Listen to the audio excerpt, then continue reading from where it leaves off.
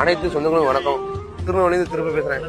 இன்று ரேக்லா ரேஸ் குதிரை வண்டியின் கருப்பு நாள்.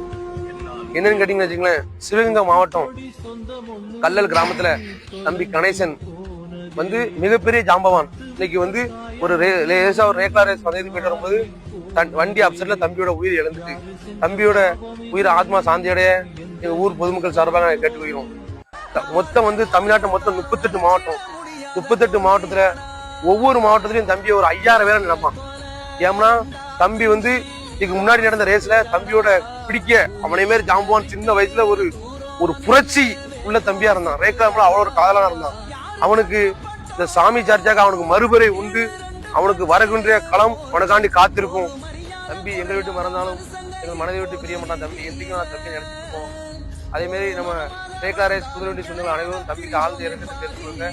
அதே போல கரையிருப்பு ஊர் பொதுமக்கள் இளைஞர்கள் சார்பாகவும் கேட்டுக்கொள்கிறேன்.